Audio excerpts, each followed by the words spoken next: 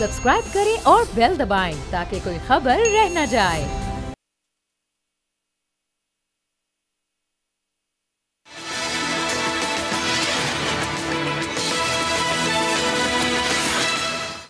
अस्सलाम वालेकुम, आप देख रहे हैं प्रोग्राम अब बात होगी और मैं हूं माविश निसार। नाजरीन, इलेक्शंस बिल्कुल सर पर आ चुके हैं। कागजात नामजदगी आज जमा हो चुके हैं। 26,626 कागजात नामजदगी फाइनली जमा हुए और आज आखिरी रोज था उनकी जांच पड़ताल का भी।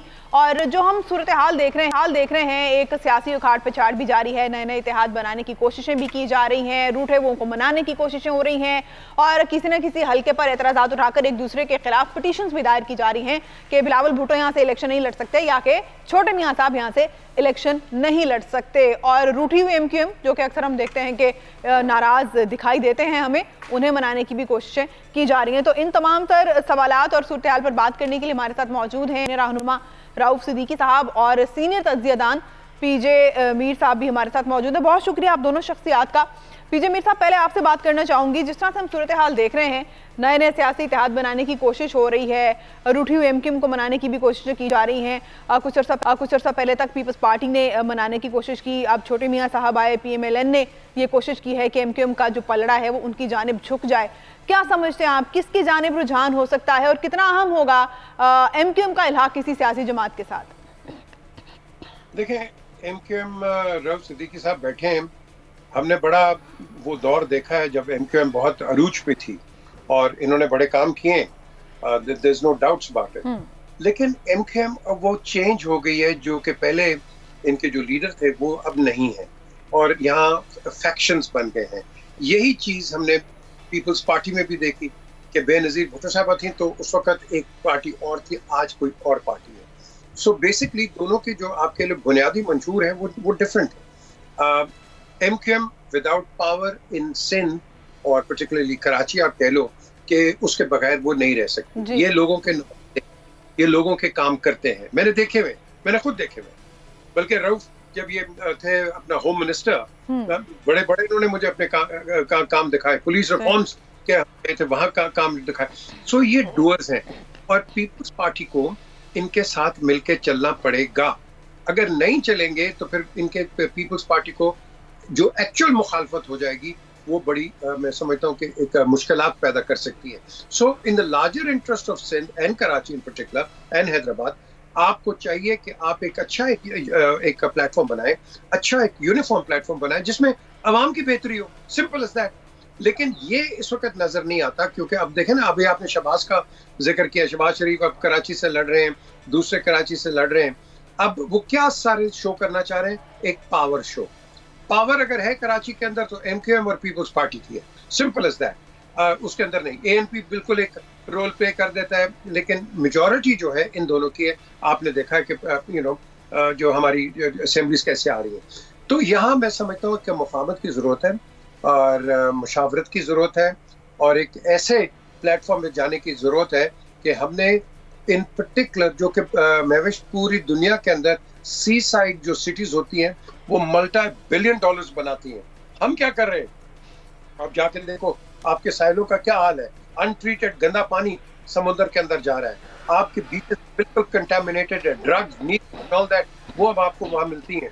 तो इस लिहाज से नुकसान है, का भी है, पीपल्स पार्टी का भी है, AN का भी है, जो पार्टीज मौजूद है, जमात इस्लामी, हर पार्टी इसका नुकसान है। तो अगर हम इस एक प्लेटफॉर्म पे आ जाएं कि आज से बातचीत शुरू कर दें तो इलेक्शन तो हो जाएंगे, जैसे भी होंगे हो जाएंगे, लेकिन याद रखना ये इलेक्शन एक्सेप्ट नहीं होंगे।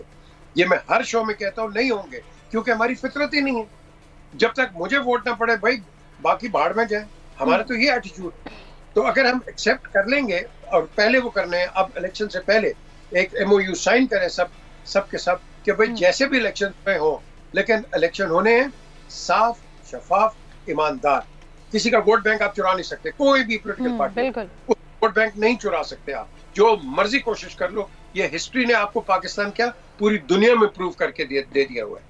सो बेसिकली ये जो वक्त है, जो आपका बहुत अहम सवाल है, वो ये है कि आपने मुशावरत करनी है, एक दूसरे से संजीदा बातें करनी है। ये नहीं कि 1 घंटे के लिए आए, चाय पिए, बिस्किट खाए, खाना खाए और चले गए। आपको यहाँ बैठ के जब तक किसी नतीजे पे नहीं पहुंचते आपने बैठ के फैसला करना है कि आपने individually as political parties Pakistan को कहां आपने लेके जाना है। That is the way forward. सही सही। रऊफ सिद्दीकी हमारे साथ हैं, पीजे साहब उनसे भी बात करते हैं, उन्हें शामिल गुफ्तगू करते हैं। रऊफ सिद्दीकी साहब, नून लीग और एमक्यूएम में जो बढ़ती हुई कुर्बत से पीपल्स पार्टी को आप समझते हैं कि कोई मुश्किलात हो सकती हैं? शहबाज शरीफ की कराची आमद और सियासी जमातों से मुलाकातों का जो उनका एक सिलसिला चला, तो क्या वजारतों के हवाले से भी एमक्यूएम की कोई बात हुई छोटे मियाँ साहब से?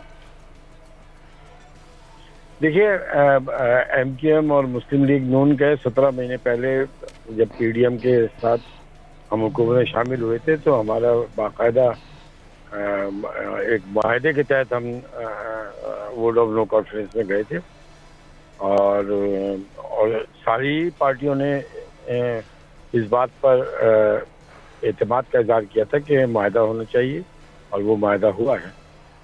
अब इसमें जो एक और बात सामने है वो ये है कि अभी जो शहबाज शरीफ साहब यहाँ तशरीफ़ लाए हैं तो शहबाज शरीफ साहब ने यहाँ मुलाकातें की और ये उनकी बड़ी खसूसियत है शहबाज शरीफ साहब की कि वो इत्तेहादियों को साथ लेकर चलने में और कोई हेजिटेट महसूस नहीं करते और कोई कतई तौर पे उनके अंदर इस किस्म की बात नहीं है कि वो इग्नोर करें। लिहाजा जब वो कराची आ रहे थे तो फिर मुलाकात भी हुई और बहुत अच्छी तरीके से मुलाकातें हुई, इसमें तो कोई दो राय नहीं है।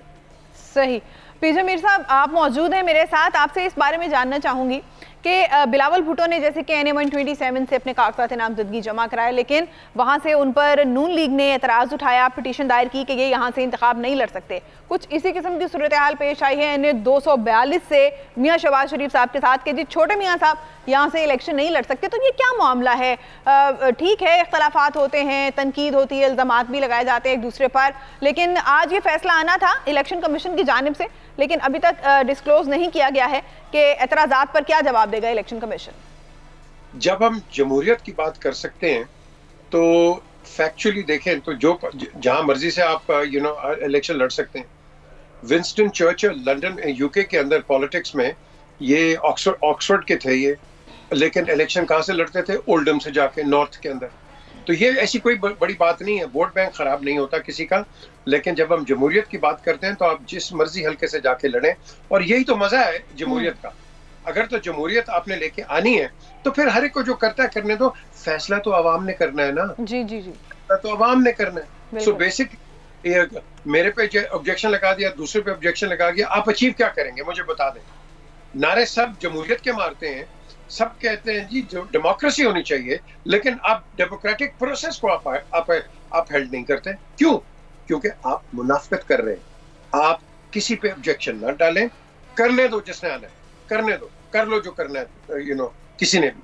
तो अगर आप इस रवैये से जाएंगे, एक तो आपने जो कहा है ना ये छोटे मोटे कीड़े मकोड़े और ये रंजिशें जो निकाल देते, इनका फायदा क्या है मुझे बता दें। क्या है?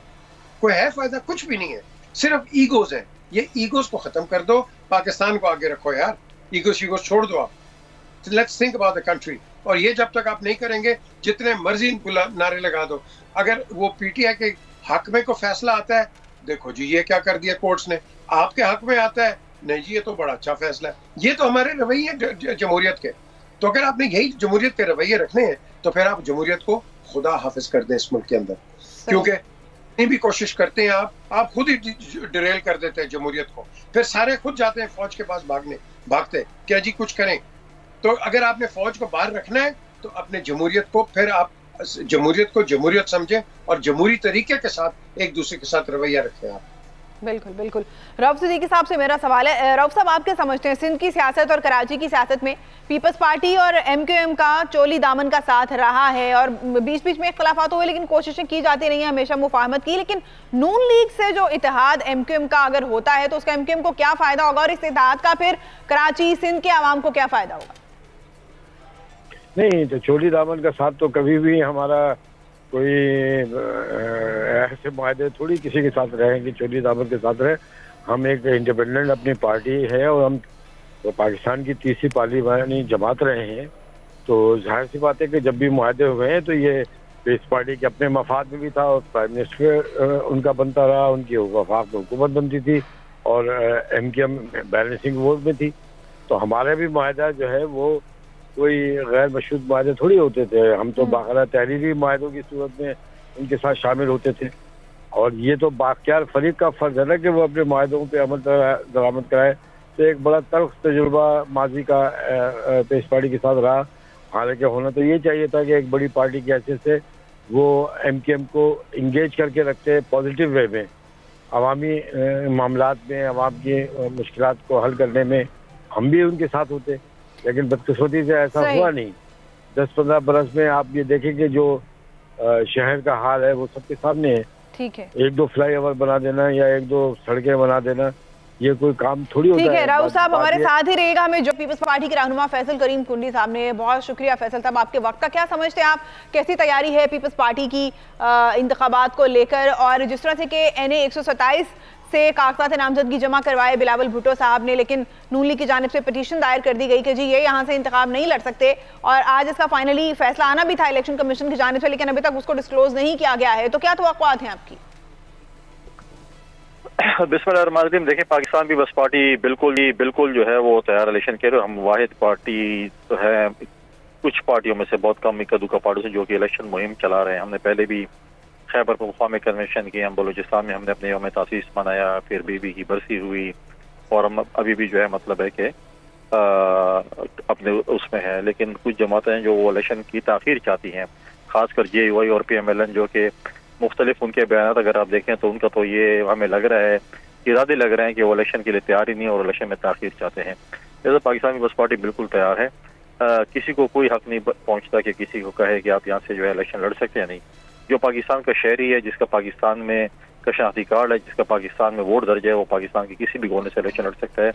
कोई मुल्क, कोई इलाका, कोई किसी की जागीर नहीं है कि कोई किसी बोले कि आप यहाँ पर लड़ सकते हैं या नहीं लड़ सकते हैं। बिल्कुल। पहले PMLN के हमारे दोस्त जो है अवाम में जाए तो सही ना, अवाम में जाएंगे, मियाँ साहब को अवाम में तो लेके जाए ना पहले, जिनको उन्होंने बुलाया। मियाँ साहब तो अक्सर चक्कर लगा रहे हैं फैसल साहब अब कराची के, और कराची में बड़े मुतारिक दिखाई दे रहे हैं। MKM से भी वो अपने ताल्लुकात उस्तवार करने की कोशिश कर रहे हैं।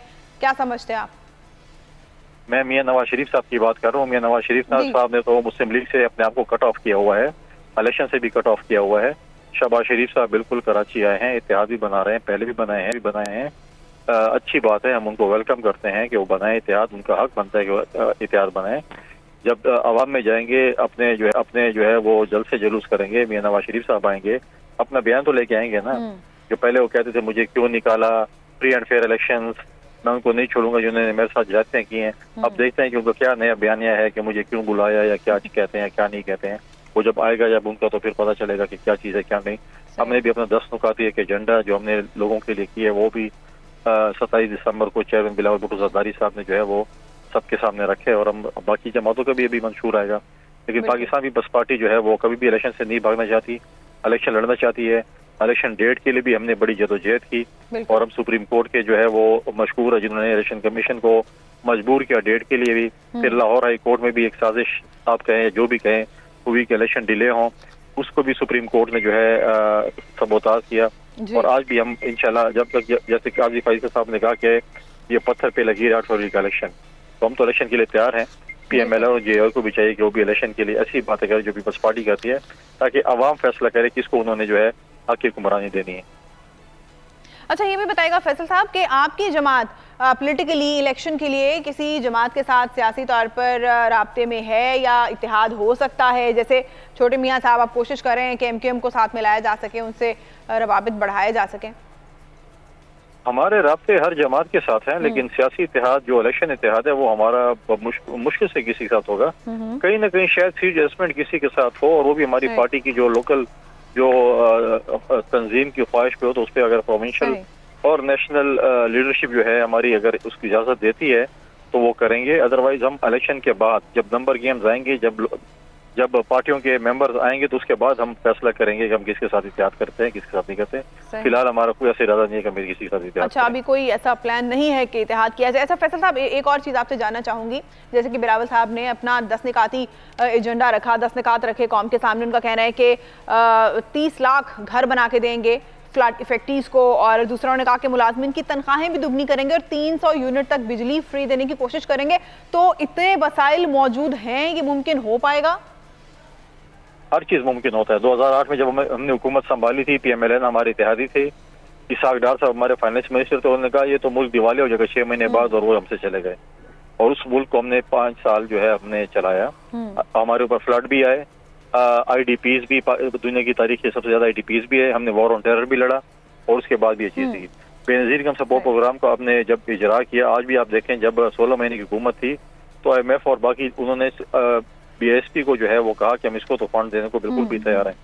और हम इसी चीज पे हम कह रहे हैं कि जो चीजें हैं और गरीब लोगों के लिए, हम कहते हैं उमरा को, जो अमीर लोग हैं उनको हम टैक्स जोन में लेके आएंगे और गरीब लोगों को सहूलियात देंगे। इसी तरीके से BSP का मॉडल जिस तरीके से है, उसमें अगर शायद वो गरीब लोगों को हम जो है वो, शायद यही हमारा प्रपोजल हो कि हम उनको लोगों को 300 यूनिट बिजली फ्री दें। हमने BSP के बेनिफिशरीज को बढ़ाना भी है, हमने उनके जो है वो जो 3 महीने बाद जो हम उनको सपोर्ट दे रहे हैं उसके जो है इस हुकूमत में भी 16 महीने भी हमने उसको 7,000 से 8,500 किया, हम बाकी बढ़ाएंगे। महंगाई का दौर है, हम गरीबों को जो है वो सहूलियात देंगे। इस तरह किसान कार्ड है, यूथ कार्ड है, इस किस्म की चीज़ जो है हम लेकर आएंगे ताकि हम अपने जो है नौजवानों को, अपने किसानों को और इस तबके को जो है हम आगे लेकर आए, उनको सपोर्ट करें। जहाँ तक 30 लाख घर की बात है, इस वक्त भी सिंध में जब फ्लड आया था तो 20 लाख घरों पे काम ऑलरेडी शुरू है, और उसके मालिकाना हकूक जो है जो हम उस घर की जो सरबराह खातून है उसको दे रहे हैं। तो इस तरीके से हम जो है बाकी सूबों में भी जब हमारी हुकूमत आई तो कच्ची आबादियों में हम जो है मालिकाना हकूक उन खवातीन को देंगे, उनकी जो सरबराह होंगी, और उस पर जो उनको घर बना कर देंगे। अच्छा फैसल साहब, आप क्या समझते हैं, अब आपकी जमात, आपकी पार्टी मुतमईन है लेवल प्लेइंग फील्ड से? क्योंकि इसका बहुत शोर रहा, बहुत एतराज़ात और गिले शिकवे भी सुनाई दिए और अभी तक सियासी जमातें जो हैं वो लेवल प्लेइंग फील्ड से मुतमईन नहीं है।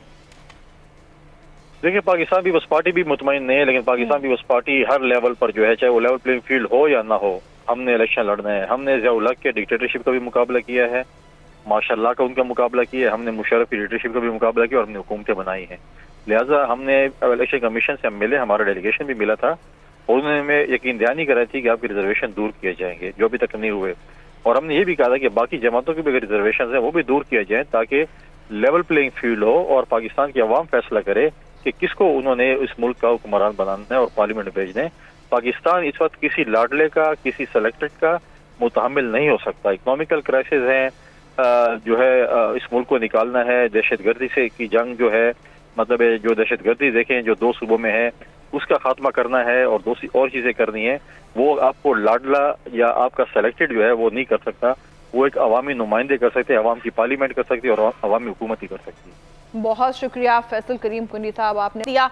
पीजे मीर साहब, आपने गुफ्तगू मुलाहिजा की फैसल करीम कुंडी साहब की, उन्होंने कहना है कि राब्ते हमारे तमाम सियासी जमातों के साथ हैं, लेकिन फिलहाल किसी भी सियासी जमात से इत्तेहाद बनाने का कोई प्लान नहीं है। दूसरा उन्होंने ये भी कहा कि जिस तरह से दावे किए हैं, 10 निकाती एजेंडा बिलावल भुट्टो साहब ने रखा है कि नौकरियां देंगे, तनख्वाहें दुगनी कर देंगे, 300 यूनिट तक बिजली भी वो फ्री देने की कोशिश करेंगे। एंड सेकेंडली के उनका ये भी कहना था कि 30 लाख फ्लड इफेक्टिव्स जो हैं उन्हें घर बना के दिए जाएंगे।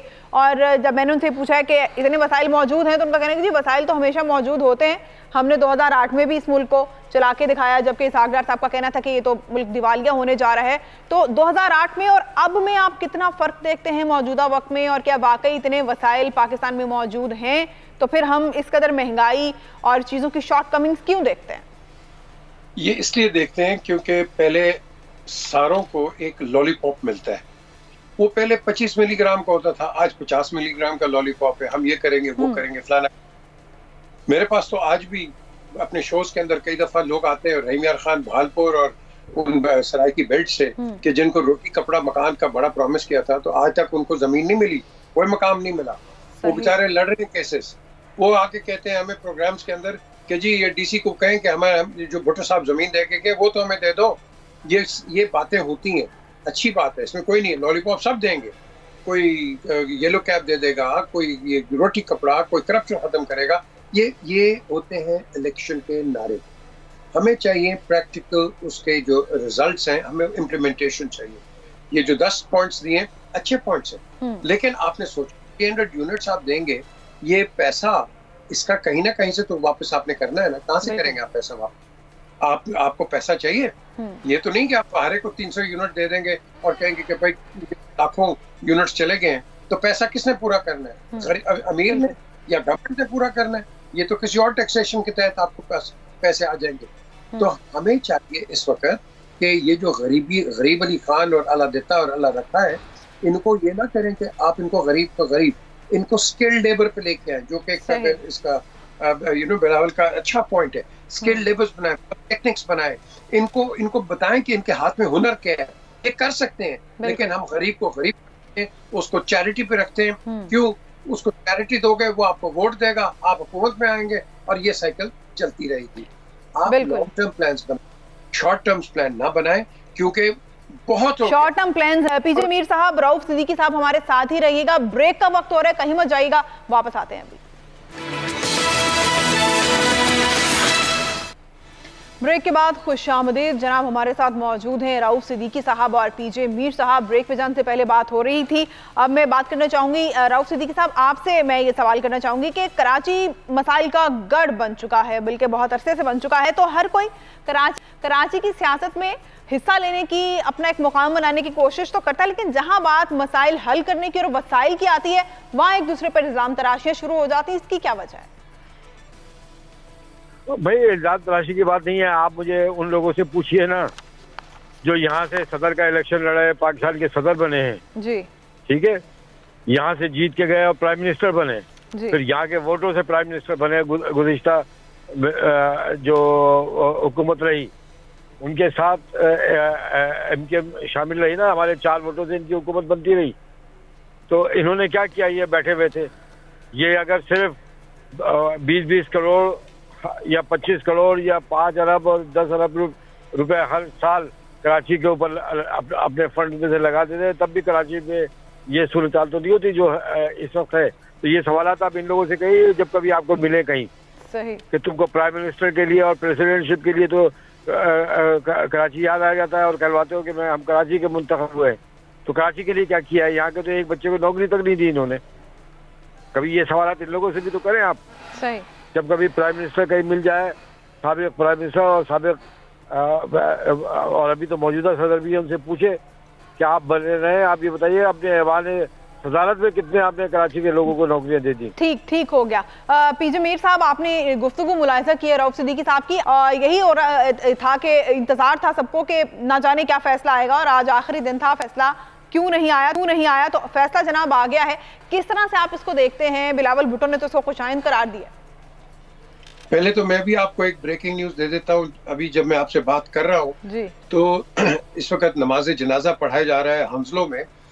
नज़ीर अहमद शौल साहब का, जो कि बहुत बड़े कश्मीरी लीडर हैं, उनकी डेथ हो गई है और तमाम कश्मीरी कम्युनिटी इधर लंदन में आई है और अभी वो लाइव ही जा रहा है नमाज जनाजा। बहुत बड़ा नुकसान है कश्मीर कॉज का। बात आती है सवाल की, ये अच्छी बात है, जहां मर्जी से लड़ना चाहें बिल्कुल लड़ें आप, क्योंकि इसका नाम जमहूरियत है और ये सब पाकिस्तानी शहरी हैं, ये जहां मर्जी से लड़े। इतराज या इतराज कोई बंदा ऐसा कोई करे इतराज कि जिसपे आप वाकई सीरियस हो, या आम आदमी इतराज करता है कि भाई पेट्रोल महंगा है, ये महंगा है, उस पर तो कोई एक्शन नहीं लिया जाता। इलेक्शन के ऊपर आप एक्शन ले लेते हैं immediately. Just think about it कि छोटी छोटी चीजें जो आम आदमियों की हैं, गरीब घरानों की हैं, वो कोई एतराज करे तो उसके एतराज का कोई मायने नहीं रखते। इलेक्शन के अंदर एतराज हो गए, उसको पकड़ लो। ये क्यों भाई? द क्वेश्चन इज, हम सोच समझ के काम नहीं कर रहे इस मुल्क के अंदर। हमें सोच समझ के काम करना है। महविश, हमने बेलगाम घोड़ा चलाया है और बेलगाम आप इतनी अरसे के लिए चला सकते हो और उसके बाद वो काबू नहीं आता। आज आप काम कर लो ना, आपकी ओवर 100 बिलियन का डेट है, आप और मैं अपने टैक्सेस से वो डेट पे कर रहे हैं, हम गरीब आदमी पे कर रहे हैं। उसकी बात नहीं है, नहीं, मुझे इलेक्ट कर लो तुम, बाकी ऐसी की तैसी। So the question here arises, क्या हम पाकिस्तान के लिए सोचते हैं? क्या हमारे दिल में कोई दर्द है पाकिस्तान का? है कोई नहीं। हम बातें जबरदस्त किस्म की करते हैं, जबरदस्त नारे लगाते हैं, लेकिन कख नहीं करते अपने मुल्क के लिए। आप मुझे बता दो। लेकिन साथ साथ इसका एक और भी महविश एक पहलू है कि हम जब इतनी बड़ी बातें करते हैं, इलेक्शन एनालिसिस और ये वो, आप और मेरा एक फर्ज नहीं है कि ये जो गंद हम डालते हैं रोडों के ऊपर और ये फिर रोडें आपकी ये कराची में क्या ड्रिग रोड वो बंद हो जाती है, क्यों? क्योंकि प्लास्टिक्स आपने फेंक दिए। तो मेरी जिम्मेदारी क्या है भाई? मैं तो हर चीज सियासतदान को भी तोड़ता हूँ, उनको क्रिटिसाइज भी करता हूँ, हर चीज करता हूँ, लेकिन मुझे कौन क्रिटिसाइज करेगा? बताए ना मुझे। बिल्कुल। ये हमारी भी जिम्मेदारी है बहैसियत एक शहरी के कि भाई अगर तो कोई गंद नजर आ रहा है उठा लो। तुम कहते हो नहीं हुकूमत नहीं कर रही, और भाई हुकूमत तो नहीं आके गंद डालती ना। गंद जितना भी होता है अवाम आप और मैं डालते हैं, उसकी हमें कोई परवाह नहीं है, हमें कोई परवाह नहीं है। अपना घर साफ होना चाहिए, लेकिन घर के बाद सारा कूड़ा करकट, ये मेंटालिटी है। इस मेंटालिटी को चेंज करो, ये हो सकती है। सिंगापुर देखो चेंज हुआ है कि नहीं जी। करो काम, $500 फाइन होता है वहाँ, करे नहीं आप। यही बात पीजे मीर साहब, यही बात तकरीबन मैं उनसे भी कर रही थी, रऊफ सिद्दीकी साहब से भी, कि कराची की सियासत में हर पॉलिटिकल जमात अपनी एक वाज़े एक मजबूत पोजीशन तो चाहती है, लेकिन जहां मसाइल हल करने की बात आती है तो सब वसाइल के मामले को लेकर एक दूसरे पे इल्जाम तराशी शुरू कर देते हैं। उस वक्त फिर क्यों अपना फर्ज अदा नहीं करते या अपना किरदार अदा नहीं करते? देखिए जी, ये नहीं करेंगे। ये सबको शौक है पावर ऑफ कॉरिडोर्स के अंदर आने में, सबको बहुत ज्यादा शौक है, लेकिन करना कुछ भी नहीं है। इनको 4 दिन की वजारतें मिल जाएं, 4 दिन के मेंबर्स बन जाएं, और ये समझते हैं कि इन्होंने पाकिस्तान को बिल्कुल जबरदस्त बना दिया है। आप उनको देखो जो कि काम करते हैं। मैं किसी पार्टी के साथ मुंसलिक नहीं हूँ, मेरे लिए सब प्यारी पार्टी, लेकिन मैं देखता हूँ कि वो लोग जो काम करते हैं यार, उनको तो वोट दो जी। ये को मैंने देखा है, ये रऊफ सिद्दीकी आपके सामने बैठे हुए, पूछ लो। मैंने देखा है, मैंने बहुत अच्छे दिन कराची के देखे, खराब भी देखे, लेकिन बेहतरी तो आनी चाहिए ना। क्यों नहीं बेहतरी आती है? क्योंकि हमें शॉर्ट टर्म एक वो थिंकिंग है, इसकी क्या कहते हैं, ये जो होती है सक्सेस की। ये आपका कराची में जहाँ आपका ऑफिस है, पीछे जाके देखो टैंकर माफिया, ये डॉक्टर इशरतुल इबाद ने वहाँ खत्म करवाया था, मैंने देखा है वहाँ, खुदा की कसम। ओवरनाइट ऑर्डर्स गए थे गवर्नर हाउस से, वो सब टैंकर माफिया इधर उधर हो गया था जी। वो कह वापस आ गए। क्यों? ये किसका नुकसान है? 50-50 करोड़ के घर कराची में, लेकिन पानी टैंकर से आ रहा है यार। ये हम बता के कोई हम क्या कर रहे हैं अपने? इन चीजों को एड्रेस करो। कोई लॉन्ग टर्म का है आपका एड्रेस? नहीं। आपकी पानी की सीवरेज, अब कराची के अंदर ये पार्टीज बैठी हैं, मैंने पहले भी कहा है, इतना बड़ा एपिडेमिक आएगा, आप इसको रिकवर कर नहीं सकोगे। आपका सीवरेज सिस्टम है ये फेल हो चुका हुआ है। सही। आप बिलावल हाउस के बाहर जाए ना, आपको जो बदबू नजर आती है, खुदा की कसम, बोट बेसिन के पास आप ट्रैवल नहीं करते। You're right. रऊफ सिद्दीकी साहब से बात करते हैं, वो भी हमारे साथ ही मौजूद हैं। पीजे मीर साहब, रऊफ साहब, आपसे मेरा जो नेक्स्ट क्वेश्चन है, मैं आपसे जानना चाहती हूँ कि एक अंदाजे के मुताबिक कराची की जो 22 नशिस्तें हैं, उन पर आपको क्या लगता है कौन बरतरी हासिल करेगा? किसकी सीटें जो हैं वो ज्यादा उन्हें मिलने के इम्कानात है? और सेकेंड ये कि एमकेएम कितनी नशिस्तें हासिल कर सकती है? देखिए यार, मैं कोई खुदा ना खासा ना पंडित हूँ, ना मैं ज्योतिषी हूँ कि कौन कितनी नशिस्तों में जीतेगा, लेकिन हम अपनी तमाम रवायती सीटों के ऊपर इंशाल्लाह ताला बहुत बड़े मार्जिन से जीतेंगे, जो आवाम का इस वक्त रुझान है। और आवाम ने खुद देखा है कि 2018 में किस तरह कराची के आवाम का मैंडेट छीना गया। इसको छीनना भी नहीं कहेंगे, और ज्यादा सब लफ्ज इस्तेमाल करें, लूटा गया है यहाँ से, और आंखों में धूल झोंक कर लूटा गया है, और बुबा के दोहल कह के लूटा गया है कि यहाँ की हक नुमाइंदगी को छीना गया था। लेकिन अब मामलात ऐसे नहीं है, अब सब ने रियलाइज किया है, और फिर कराची के अवाम ने रियलाइज किया है कि जो लूट खसोट कर भी यहाँ के एमएनए और एमपीए बने थे, उन्होंने इस शहर के लिए क्या किया सिवाय करप्शन के, और करप्शन और बदतरीन करप्शन के। वो तो सब है ना सबके सामने। यहाँ के अवाम पढ़े लिखे अवाम है, कोई गाँव और वोटों के अवाम नहीं है कि बस किसी के नाम पर वोट डाल दिया। सही। अच्छा पीजे साहब, जैसे कि रऊफ सिद्दीकी साहब कह रहे हैं कि उन्हें कोई पंडित तो नहीं है कि इल्हाम होगा कि किसकी कितनी सीटें होंगी, लेकिन अवाम का वो कह रहे हैं कि रुझान बहुत ज्यादा एमक्यूएम की जानिब है। आप एग्री करते हैं इस बात से? अवाम क्या वाकई ग्राउंड रियलिटीज इस चीज की तरफ इशारा करते हैं? देखें रऊफ सिद्दीकी साहब ये बहुत बड़े पंडित है, ये बताते नहीं है। ये बहुत गहरे आदमी है, ये बताते नहीं है। मैं आपको बताता हूँ, आपकी सियासत जो है इस मुल्क के अंदर चेंज हो गई है। बिल्कुल। आपकी नई जनरेशन पैदा हो गई है, आपके पास नए यंगस्टर्स आ गए हैं वोटिंग के लिए भी और लीडरशिप के लिए भी। अल्लाह सब लीडर्स को जितने भी हैं रह गए हैं, अल्लाह उनको लंबी जिंदगी दे, लेकिन इनके टाइम थोड़े हैं। अब आपको चाहिए रीइंफोर्समेंट आप इस तरह लेके आएंगे कि आपके जो इलेक्शंस हो रहे हैं, आपने अभी से नारे लगा दिए कि भाई धांधली है, ये है, वो है, फलाना है। तो अगर हम इसी रास्ते पे चलते रहेंगे तो आपकी नई जनरेशन जो है वो भी इसी रास्ते पे चलेगी। वो कोई नया फार्मूला उसके पास कोई नहीं होगा। और अगर वो कोशिश भी करेगा फार्मूला करने की, ये मैं आपको बता दूं, ये कभी नहीं चलेगा।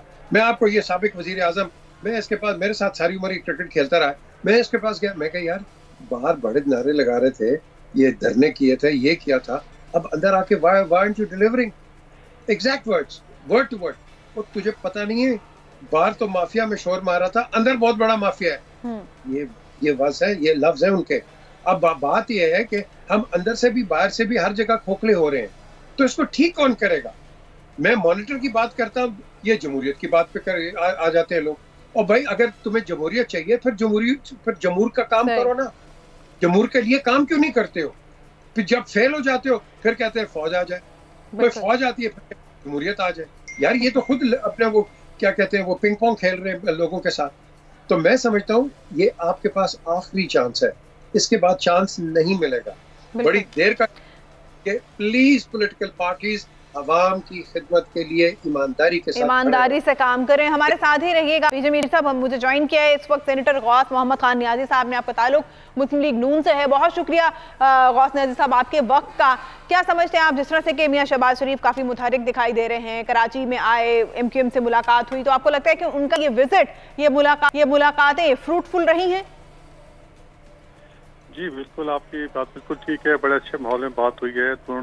दोनों पार्टियों ने एक दूसरे के नज़रिए को समझा है और उस पर कुछ सीट पे कुछ इख्तलाफात हैं कि जिस सीट से शहबाज शरीफ लड़ना चाहते हैं वहाँ MQM के भी बंदे लड़ना चाहते हैं।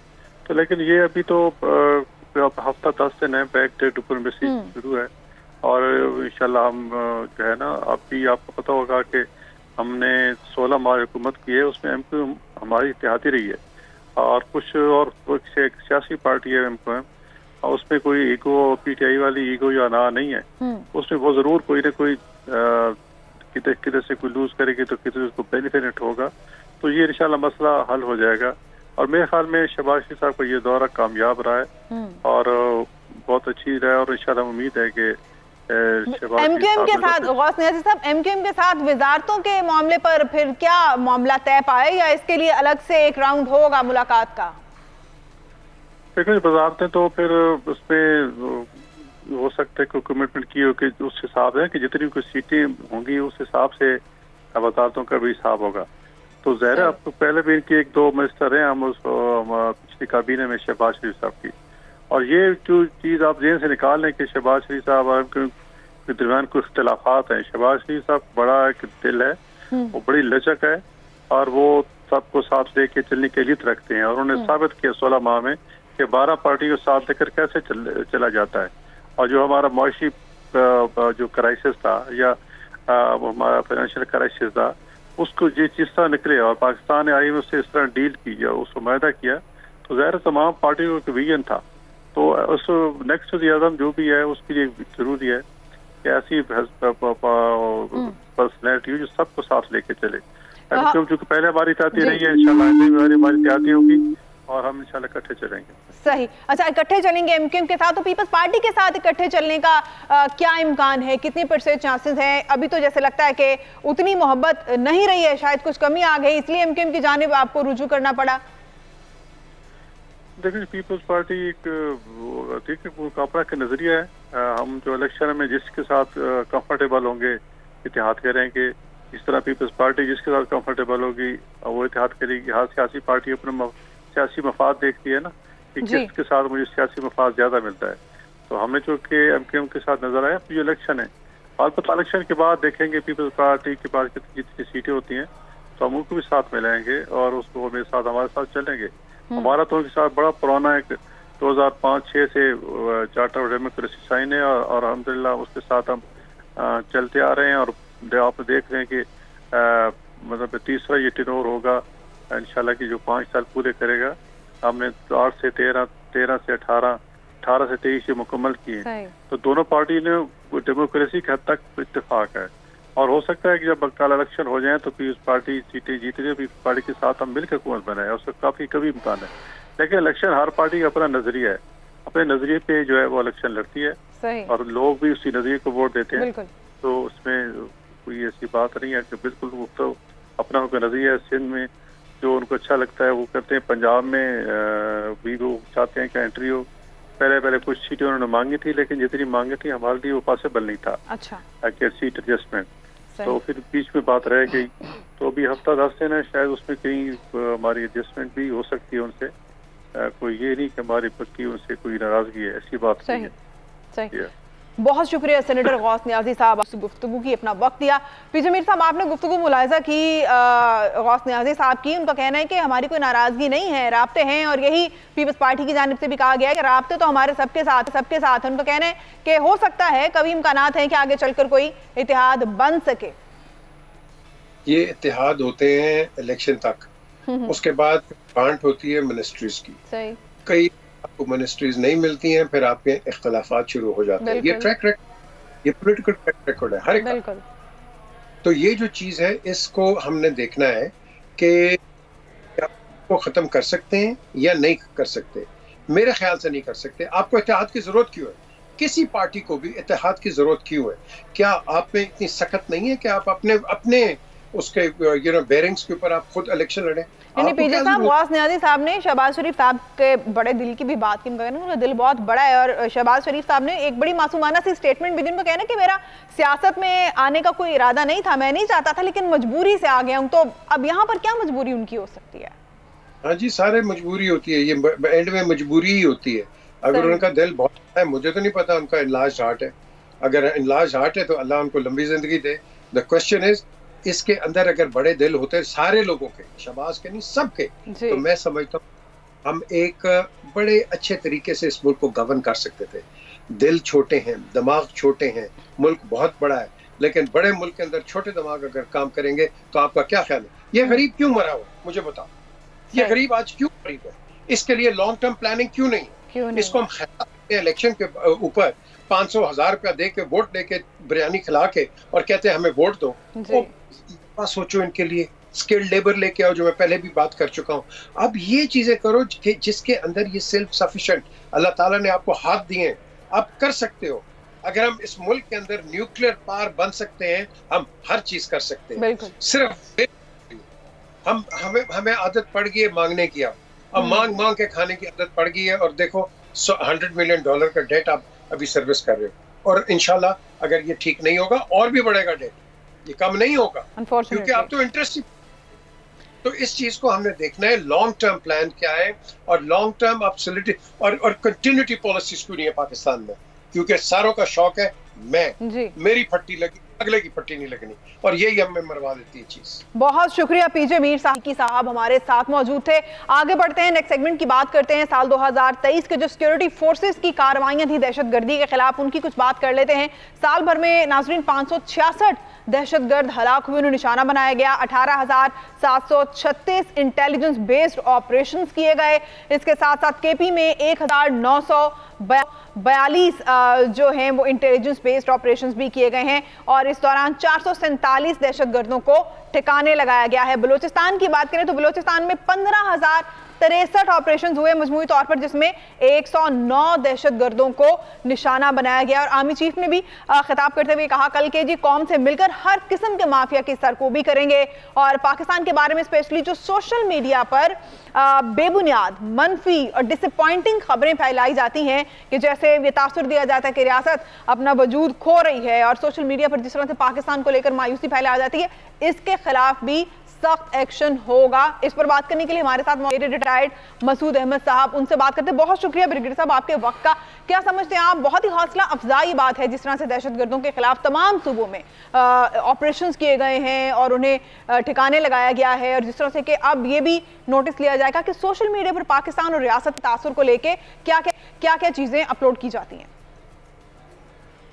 जी हाँ, देखें जिस तरह ये दहशतगर्द एक्टिविटी स्टार्ट हुई थी इस साल के शुरू में, और इस एक सर्ज हमने देखा, और फिर जब डेडलाइन थी इलीगल जो लोग डिपोर्ट हो रहे थे 31 अक्टूबर, उसके बाद हमने सर्च देखी, और इसके बाद अभी हालात जिस तरीके से काबू में आ गए, जिस तरह आपने बताया 566 हार्डकोर टेररिस्ट मारे गए हैं, 5,500 के करीब पकड़े गए जो कैप्चर हुए हैं, और इसमें हमारे जो ऑल रैंक से आर्मी के वो भी शहीद हुए हैं। और एक अब हम कह सकते हैं जो 18,000 के करीब इंटेलिजेंस बेस्ड ऑपरेशन हुए और टेररिस्ट का आप देखा जाए तो हमारे जो मैक्सिमम ऑपरेशन थे बलूचिस्तान में हुए और वहाँ पे भी सक्सेसफुल रहे हैं। लेकिन अनफॉर्चुनेटली कुछ ऐसे ग्रुप और गिरोह हैं जो हमारे दुश्मन के अलावा जो अपने लोग हैं जो बाहर बैठे हुए हैं, उनकी यकीनन यही कोशिश रही है कि वो मुलायन करे पाकिस्तान आर्मी को और स्टेट ऑफ पाकिस्तान को, और लोगों में एक डिसअपॉइंटमेंट पैदा करने की कोशिश की गई है और की जाती है। लेकिन लोग समझते हैं और अफवाज पाकिस्तान देखें, खासतौर पर पाकिस्तान आर्मी की बात करते हैं तो एक सक्सेस की स्टोरी है, चाहे वह गिलगित से लेकर कराची तक। पाकिस्तान आर्मी दहशतगर्दी में 2023 के साल में बहुत कामयाब रही है और इसमें अपना जो लोहा है पाकिस्तान आर्मी ने वो मनवाया है। सही। तो आप किस तरह से देखते हैं कि 2024 में इंशाल्लाह चीज़ें बेहतर होंगी? दहशतगर्दों को जिस तरह से उनके अंजाम तक पहुंचाया गया है और जिस तरह से कि एक सिक्योरिटी प्लान पर अमल किया जा रहा है, 2024 में हमें ऐसे अफसोसनाक वाक़या देखने में कम मिलेंगे? ये इंशाल्लाह बिल्कुल कम मिलेंगे, लेकिन जो भी जंग होगी ये एक नए जहद के साथ, एक नए अज़म के साथ होगी। और कोशिश पाकिस्तान आर्मी का रिजॉल्व यही है कि जो टेररिज्म है इसका मेनस जो भी है इसको ख़त्म करना है। तो उसके लिए वो जद्दोजहद जारी रहेगी, चाहे वो दुश्मन कहीं पर भी हो, चाहे दुश्मन बाहर से आता है या अफगानिस्तान के बेस ऑफ ऑपरेशन या अफगानिस्तान के सेफ हेवंस को इस्तेमाल करता है या अंदरूनी तौर पर हैं, तो इनका कलाकमा किया जाएगा, उन किसी सूरत में माफ़ नहीं किया जाएगा। बहुत शुक्रिया ब्रिगेडियर रिटायर्ड मसूद अहमद ने अपना वक्त दिया, अपना पॉइंट ऑफ व्यू दिया। तो ये हम ना सिर्फ कि हमारी दुआ है बल्कि ये ख्वाहिश है कि 2024 यानी आने वाला नया साल जो कि जिसमें एक दिन सिर्फ बाकी रह गया है, पाकिस्तान में तरक्की, अमन, खुशहाली, ये तमाम चीज़ें साथ लेकर आए और फ़लस्तीन के जो हमारे बहन भाई हैं वहाँ पर भी अमन और सुकून कायम हो। प्रोग्राम का वक्त ख़त्म होता है, इजाज़त दीजिए, खुदा हाफ़िज़।